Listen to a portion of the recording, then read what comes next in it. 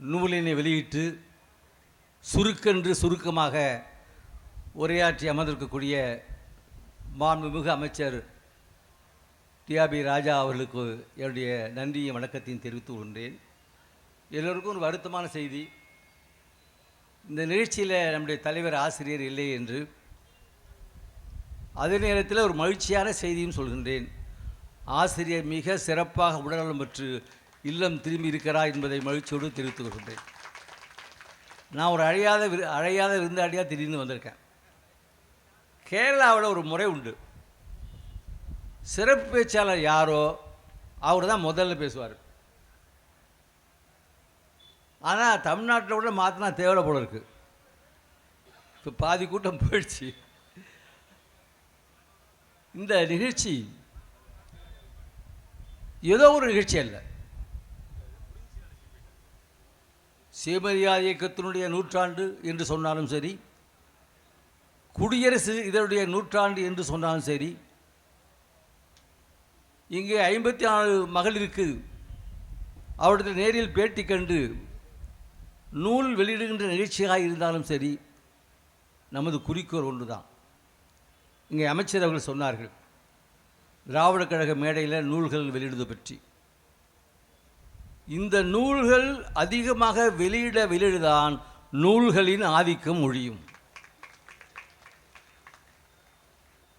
நாங்கள் சென்னையில் நடத்துகின்ற சாதாரண பொதுக்கூட்டத்தில் கூட நூல் வெளியிடுவதை ஒரு முறையாக வச்சிருக்கிறோம். ஏன்னா அந்த இயக்கம் என்பது ஒரு சித்தாந்த இயக்கம். ஏதோ 5 ரூபா 10 ரூபா உறுப்பினர் கட்டணம் கொடுத்துட்டு உறுப்பினராக சேர்க்கிற இயக்கம் இல்லை. அடிப்படையை புரிந்து கொண்டால்தான் இந்த இயக்கத்தில் சேர முடியும். அதற்காகத்தான் இந்த நூல்களை வெளியிடுகின்ற முயற்சியை நாம் மேற்கொண்டிருக்கின்றோம். ஏற்கனவே சிறப்பாக பலரும் பேசிட்டாங்க, நான் இந்த நேரம் உரையாற்ற விரும்பவில்லை. தமிழ் தாத்தான்னு ஒருவர் சொல்லுவாங்க, அவர் பேரை நான் சொல்ல விரும்பலை. இப்போ நம்ம இயக்கத்தில் அவர் தாத்தாவில் இளைஞராக இருந்தாலும் வில்லுவம் அவர்களை அந்த இடத்தில் வைக்க வேண்டும் என்று நான் கருதுகின்றேன். இந்த இயக்கத்தில் ஒருவர் இருக்கிறார் என்பதே பெரிய விஷயம். இறுதி மூச்சு அடங்குகின்றவரை இருக்கிறார் என்பது அதை விட பெரிய விஷயம். பல தோழர்களை நான் பேட்டி கண்டிருக்கிறேன். இது 4வது தொகுதி.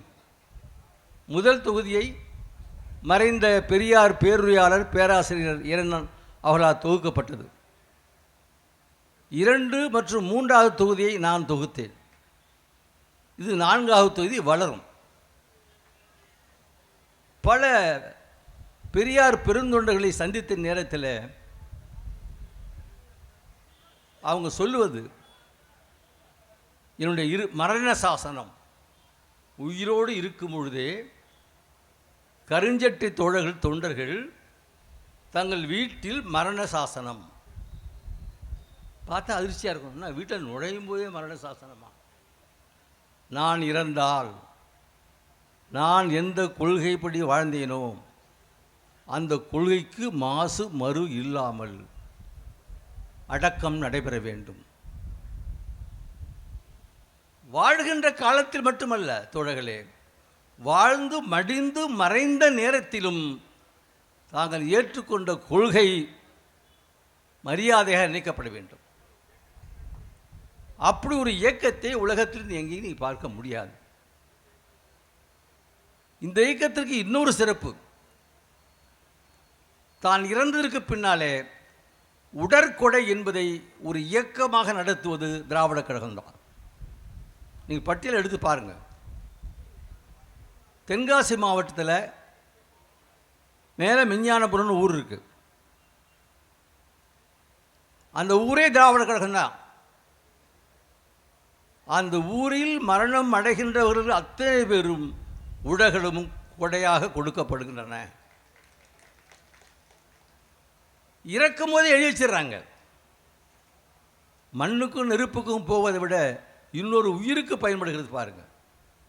அதைத்தான் தந்தை பெரியார் சொல்கின்றார், மனிதன் தானாக பிறக்கவில்லை, ஆகவே தனக்காக வாழக்கூடாதவன். இதை நீங்கள் ஆராய்ச்சி பண்ணி பாருங்கள். இந்த 2 வார்த்தைக்குள்ளே எவ்வளோ பொருள் இருக்கிறது யோசனை பாருங்கள். அப்படி ஒரு கொள்கை ரீதியாக இந்த நாட்டில் 2 சித்தாந்தம் தான் இருக்குது.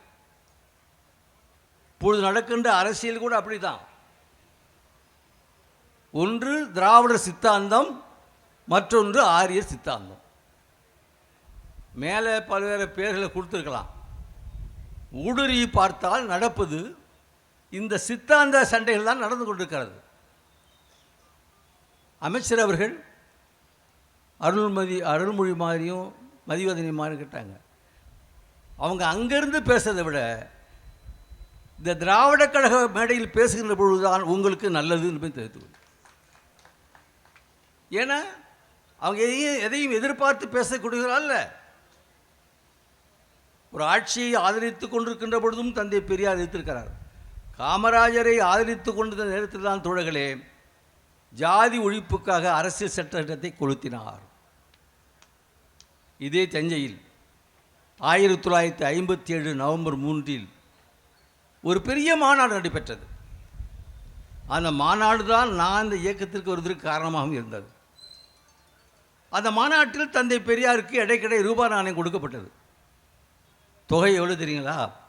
7704 ரூபாய் வெள்ளி ரூபாய்கள். இவற்றை பெற்றுக்கொண்டு தந்தை பெரியார் ஒரு கேள்வி கேட்டார். அந்த கேள்விக்கு இன்று வரை விடை இல்லை. இந்தியா சுதந்திரம் அடைந்ததாக சொல்லுகிறார்கள். நான் கேட்கிறேன், ஒரு சுதந்திர நாட்டிலே ஜாதி இருக்கலாமா? ஜாதி இருந்தால் அது சுதந்திர நாடா? இந்த கேள்விக்கு பதில் உண்டா? இன்று வரை பதில் உண்டா? ஐயா அரசாங்கத்துக்கு வாய்தா கொடுத்தாரு. 3ஆம் தேதி மாநாடு, நவம்பர் 3ஆம் தேதி, 26ஆம் தேதிக்குள் இந்த ஜாதியை பாதுகாக்கின்ற பகுதியை நேரு அரசாங்கம் திருத்தாவிட்டால் அந்த பகுதியை பகிரங்கமாக எங்கள் தோழர்கள், போராட்ட வீரர்கள் பட்டியலை காவல் நிலையத்தில் கொடுத்துவிட்டு எந்த இடத்தில் எரிக்க வேண்டும் என்ற விவரத்தையும் தெரிந்துவிட்டு எரிப்பார்கள். இப்படி யாராச்சும் அறிவிச்சிருக்காங்களா? அதே போல் தோழர்கள் பட்டியலை கொடுத்து விட்டு என்ன ஆச்சுன்னா, தந்தை பெரியார் இந்த அறிவிப்பை அறிவித்தவுடன் நாடே அதிர்ந்துச்சு. அரசியல் சட்டத்தை புரட்டி பார்த்தாங்க. சட்டத்தை எரித்தால் என்ன தண்டனை? இவளுக்கு நேரு கொஞ்சம் பகுத்தறிவாதின்னு சொல்லுவாங்க. ஆனால் அவருடைய சூழ்நிலை வேறு. சட்டத்தை எரித்தால் என்ன தண்டனை என்று அறிஞர்களை கூப்பிட்டு ஆய்வு செய்தார்கள். என்ன வேடிக்கை என்றால், சட்டத்தை கொளுத்தினால் என்ன தண்டனை என்று சட்டத்தில் இடமில்லை. அப்படி ஒரு போராட்டத்தை தந்தை பெரியார் அறிவிச்சிட்டார். அவசரமாக தமிழ்நாடு அரசாங்கம், காமராஜர் முதலமைச்சர் தந்தை பெரியார் விழுந்து ஆதரிக்கிறார். ஒன்றிய அரசு காது திருவுகிறது, இது ஒரு சட்டத்தை கொண்டு வாங்க. 3 ஆண்டு வரை கடுங்காவல் தண்டனை. ஐயா அறிக்கை விடுறார், 3 ஆண்டு இல்லை 30 ஆண்டுகள் சிறை என்றாலும் இந்த போராட்டம் நடந்தே தீரும். 10,000 தோழர்கள் குடும்பமாக இந்த போராட்டத்தில் ஈடுபட்டு இன்றைக்கு சுயமரியாதை சுடர்களாக இருக்கிறார்கள். பலர் சிறையிலே மாண்டார்கள். எனக்கு தெரிந்து பல குடும்பங்கள் அழிந்தன. ஒரு குடும்ப தலைவன் சிறைக்கு சென்று விட்டால் அந்த குடும்பத்தின் நிலை என்ன நினைச்சு பாருங்க.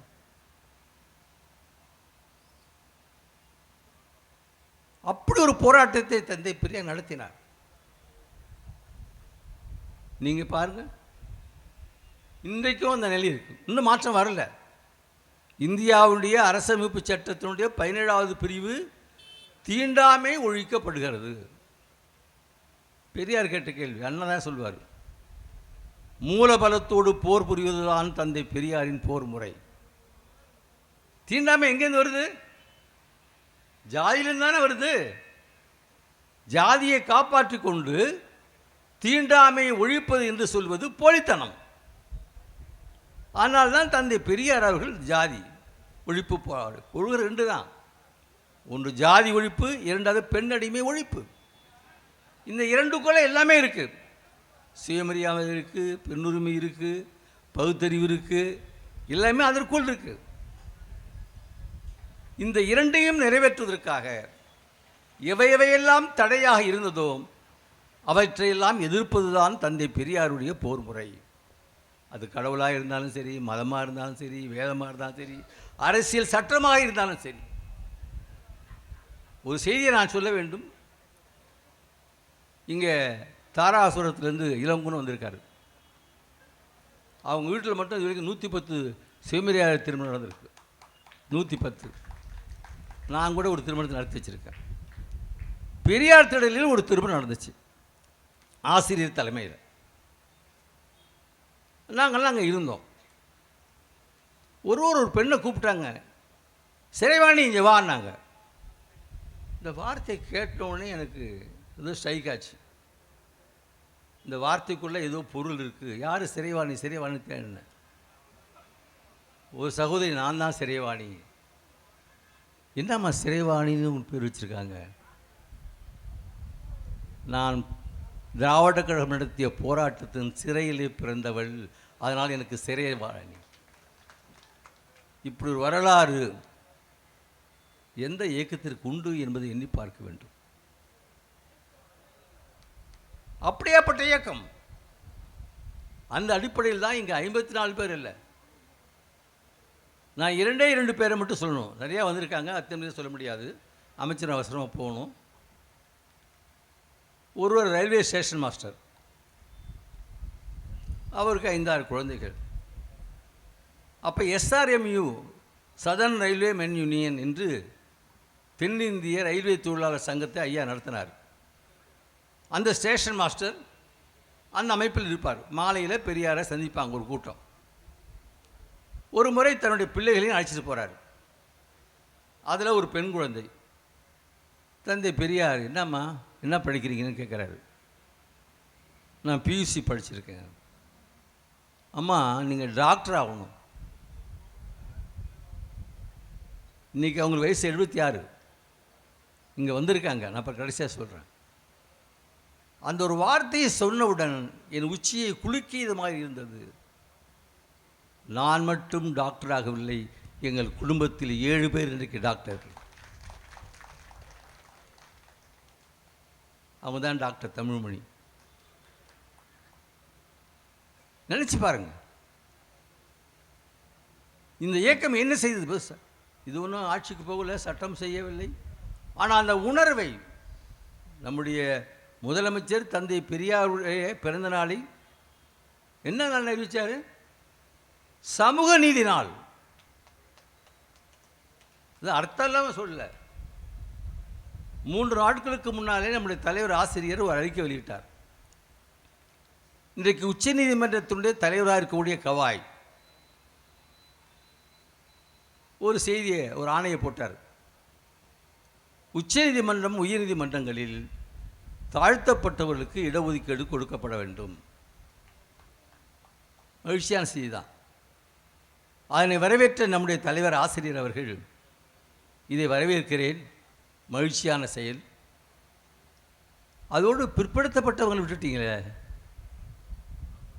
அதையும் உங்களுடைய கவனத்தில் எடுத்துக்கொண்டால் நல்லாருன்னு சொன்னார். மறுநாள் உச்ச நீதிமன்ற தலைமை நீதிபதியிடம் ஆணை வருகிறது, பிற்படுத்தப்பட்டவர்களுக்கும் இந்த இடஒதுக்கீடு உண்டு. இந்த இயக்கம் சட்டமன்றத்துக்கு போகல, நாடாளுமன்றத்துக்கு போகல.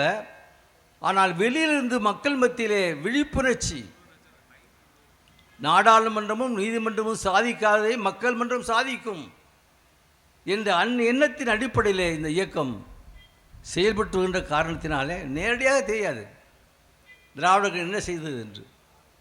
ஆனால் ஒவ்வொரு செயலுக்கும் பின்னாலே கழகம் இருக்கிறது. இன்றைக்கு பிற்படுத்தப்பட்ட மக்களுக்கு மத்திய அரசு துறையில், ஒன்றிய அரசு துறையில், மன்னிக்கணும், மத்திய அரசு சொல்லக்கூடாது, ஒன்றிய அரசு துறைகளில் 27% இடஒதுக்கீடு. ஒன்றிய அரசு கல்வி வேலை வாய்ப்பில் அரசியல் சட்டம் அமலுக்கு வந்து 1950. SC STக்கு வந்தாச்சு, பிற்படுத்தப்பட்டு வரல. காக்கா கலைஞர்கள் தலைமையில் ஒரு குழு போட்டாங்க, அறிக்கை கொடுத்தாங்க, அது அலமாரியில் தூங்குனுச்சு.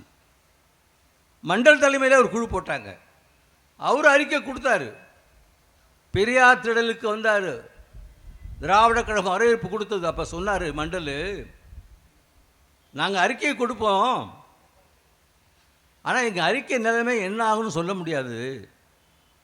காக்கா கலைஞர் கமிஷனுக்கு என்ன கதி ஏற்பட்டதோ அதே கதி இதுக்கும் ஏற்படலாம். ஆனால் ஒரு நம்பிக்கை எனக்கு இருக்கிறது, நான் பெரியார் திடலிருந்து பேசுகின்றேன், இந்த அறிக்கை செயல்படும் என்ற மன நிறைவோடு நான் வெளியேறுகிறேன். காரணம், இது பெரியார் திடலிலே வீரமணி அறிவித்திருக்கிறார், வரவேற்றிருக்கிறார். விபி சிங் வந்தார், 27% இடஒதுக்கீட்டை செயல்படுத்தினார். இன்றைக்கு ஒன்றியத்தில் ஆளக்கூடிய பிஜேபி அரசு, அதுவரை விபி சிங்குக்கு வெளியிலிருந்து ஆதரவு கொடுத்த அந்த கட்சி, விபி சிங் அவர்கள் மண்டல் குழு பரிந்துரையை செயல்படுத்தினார் என்பதற்காக அவர் ஆட்சியை கவிழ்த்ததை மறந்துவிடக்கூடாது. அவர் ஆட்சியை கவிழ்த்த நேரத்தில் அண்ணா திராவிட முன்னேற்ற கழகம் என்ன செஞ்சிச்சு? இப்போ ஒரு பெரிய பிரச்சனை நடந்துகிட்டு இருக்கு, ஏன்னா தேர்தல் நெருங்கிச்சு, கொஞ்சம் சொல்லணும். பிஜேபிக்கு ஆதரவாக விபி சிங் எதிர்ப்பாக வாக்களித்தது தான் அண்ணா திமுக. நீங்கள் மறந்துவிடக்கூடாது. சமூக நீதியை பற்றி பேசுவதற்கு என்ன தகுதி இருக்கு? நீட்டை உடனே நான் கொண்டு வந்து விடுவேன், அந்த ரகசியம் எனக்கு தெரியும், இன்னும் முதலமைச்சர் சொன்னாரே, என்னாச்சுன்னு கேட்குறாங்க. 2 மசோதாக்கள் தமிழ்நாடு சட்டமன்றத்தில் நிறைவேறிச்சு. முட்டுக்கட்டை போட்டவங்க யாரு? அதுதானே முக்கியம். இதில் முக்கியமாக குறிப்பிடத்தகுந்த செய்தி என்னவென்றால், அதிமுக ஆட்சி காலத்திலும் தமிழ்நாடு சட்டப்பேரவையில் 2 மசோதாக்கள் நிறைவேற்றப்பட்டன. அந்த மசோதாக்களின் நிலைமை என்ன? குடியரசுத் தலைவர் ஒப்புதல் கொடுத்தாரா? தெரியாது. ஆனால் மறுத்தார்கள். அந்த செய்தியை அதிமுக ஆட்சி வெளியில் சொல்லவே இல்லை. எப்போ தெரிஞ்சதுன்னா, உச்ச நீதிமன்றத்தில் ஒரு வழக்கு வந்தப்ப சொலிசிட்டர் ஜெனரல் சொல்கிறாரு, அதிமுக ஆட்சியில் நிறைவேற்றப்பட்ட அந்த நீட் எதிர்ப்பு மசோதாக்களை நாங்கள் 2 ஆண்டுகளுக்கு முன்னாலேயே நிராகரித்து விட்டோம். 2 ஆண்டுகளுக்கு முன்னால் நிராகரிக்கப்பட்ட ஒரு செய்தியை கூட இந்த அதிமுக வெளியில் சொல்லல. இவங்க சமூக நீதியை பற்றி பேசுகிறார்கள். இன்னொரு விபத்து நடந்துச்சு.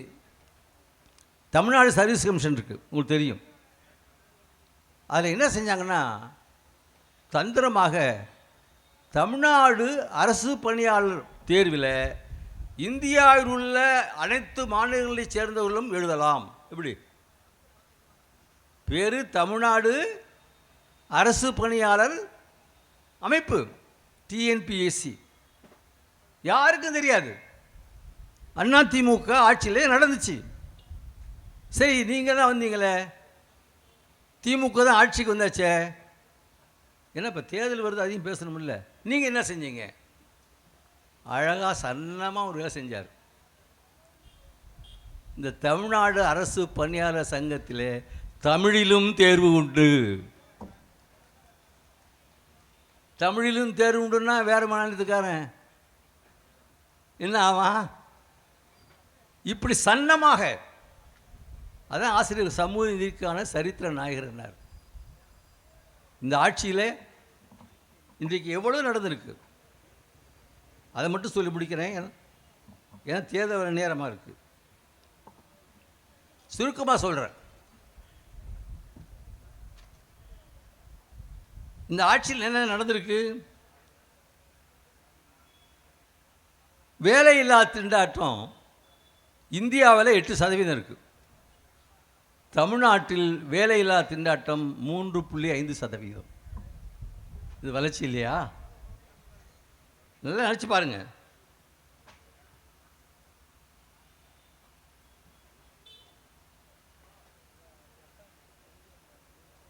வெளிநாட்டு முதலீடு நம்முடைய அமைச்சர் இருக்கிறார், நம்முடைய தொழில்துறை அமைச்சர் இங்கே இருக்கிறார்.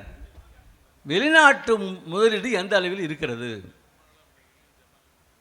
வெளிநாட்டு முதலீடு நிலையிலே இந்திய அளவிலே இரண்டாவது இடத்தில் இருக்கிறது. முதல்ல பம்பை இருக்கும், அது நீண்ட காலமாக வெள்ளைக்கார ஆட்சி காலத்திலிருந்து தொழில் வளம் இருந்தது. இப்போது முதலிடத்துக்கு முந்திக் கொண்டிருக்கிறது நம்முடைய அமைச்சருடைய ஆளுமையினால. அதே மாதிரி கல்வி நிலை எடுத்துங்க, அறிவார்ந்த கல்வி இன்றைக்கி முதலிடம் கேரளா, இரண்டாவது தமிழ்நாடு. ஆனால் முதுநிலை கல்வியில் போஸ்ட் கிராஜுவேட் இந்தியாவிலேயே முதல் இடத்தில் இருப்பது தமிழ்நாடு. இது மாதிரி ஏராளமாக சொல்லிக்கொண்டே போகலாம். ஆக இந்த ஆட்சி சாதனைகளை சொல்லி மக்களிடத்தில் வாக்கு கேட்கிறது. ஆனால் மற்றவர்கள் ஆட்சியின் மீது குறை சொல்ல முடியாத நிலையிலே எந்த நிலையில் இருக்கிறார்கள் என்பதை நாம் எண்ணி பார்க்க வேண்டும். வருகின்ற தேர்தல் என்பது ஏதோ ஒரு தேர்தல் இல்லை, ஒரு சித்தாந்த போராட்டம். இன்றைக்கு மும்பையில் என்ன நடக்குது? அங்கே பிஜேபி கூட்டணி ஆட்சி நடக்குது, சிவசேனை ஆட்சி. அங்கே தேசிய கல்வி திட்டத்தை கொண்டு வந்திருக்காங்க. முதல்ல எதிர்ப்பு கொடுத்தது தமிழ்நாடு. இன்றைக்கு மராட்டிய மாநிலத்திலும் அவர்கள் இந்தியை எதிர்க்க துவங்கிவிட்டார்கள். ஆக பெரியாருடைய கொள்கை என்பது, திராவிட இயக்கத்தினுடைய சித்தாந்தம் என்பது தமிழ்நாட்டையும் கடந்து இந்திய அளவிலே எதிரொலிக்க தொடங்கிவிட்டது என்பதை நீங்கள் மறந்துவிடக்கூடாது. ஆக வருகின்ற தேர்தல் என்பது ஏதோ 5 ஆண்டுகளுக்கு ஒரு முறை வருகின்ற தேர்தல் என்று கணக்கிடாமல் அடுத்த தலைமுறையை பற்றிய கவலையோடு கவனிக்கப்பட வேண்டிய ஒரு தேர்தல் ஆகும். அதனால்தான் தேர்தலில் நிற்காத திராவிடர் கழகம் இந்த ஆட்சியை காப்பாற்ற வேண்டும் என்று சொல்வதற்கு சுயநலத்தால் அல்ல, நம்முடைய அடுத்த தலைமுறை சிறப்பாக வர வேண்டும் என்ற ஒரு நிலையில்தான் இருந்து கொண்டிருக்கிறது. இன்றைக்கி புதுசாக கட்சி தோன்றாங்க. ஊழலை ஒழிப்புன்னு ஒரு கட்சி தோன்றிருக்கு சார். நான் ஒரே ஒரு கேள்வி கேட்குறேன், சினிமாக்காரங்களில் கருப்பு பணம் வாங்காத நடிகர் ஒருவர் உண்டா? சொல்லுங்கள். நான் கருப்பு பணம் வாங்கலை அப்படின்னு சொல்லக்கூடிய ஒரே ஒரு நடிகரை சொல்லுங்கள், இருக்காங்களா? அப்படி எப்படி ஒரு கருப்பு பணத்தை ஒழிப்பார்? நேற்று வரைக்கும் யாருன்னு தெரியாது, மக்களுக்கு எவ்வளோ பிரச்சனைகள், வெளியில் வரவில்லை, வீதிக்கு வரவில்லை, வந்தவுடனே முதலமைச்சர். அதெல்லாம் நினச்சி பாருங்கள். ஆனால் தமிழ்நாட்டை பொறுத்தவரையில் உங்களுக்கு சொல்கிறேன், விழிப்புள்ள மக்கள், எதையும் சிந்திக்கக்கூடிய மக்கள், அந்த வகையில் நம்முடைய மக்கள் இந்தியாவிற்கே வழிகாட்டக்கூடிய ஒரு இடத்தில் இருக்கிறார்கள். இந்த மாநாட்டை பொறுத்தவரையில் மிக குறுகிய நாட்களிலே நம்முடைய மாவட்ட தலைவர் தலைமையில் நம்முடைய தோழர்கள் சிறப்பாக செய்து முடித்திருக்கிறார்கள். இந்த மாநாட்டிற்கு வந்தவர்கள் அதன் நோக்கத்தை புரிந்து கொண்டு ஒவ்வொருவரும் வருகின்ற தேர்தலை முன்னிறுத்தி நிச்சயமாக மீண்டும் முதலமைச்சராக முத்துவேல் கருணாநிதி ஸ்டாலின் வருவார் என்ற உறுதியை எடுக்கணும். இது நமக்காக அல்ல, அடுத்த தலைமுறைக்காகவும், அடுத்து சித்தாந்த ரீதியாக நமக்கு எதிர்ப்பாக இருக்கக்கூடிய ஆரிய தத்துவத்தினுடைய வேரை வீழ்த்துவதற்கான தேர்தல். அந்த முறையிலே நாம் நல்ல முடிவு எடுத்து மக்களுக்கு வழிகாட்ட வேண்டும். நாம் சொன்னால் ஒரு மரியாதை இருக்கும்.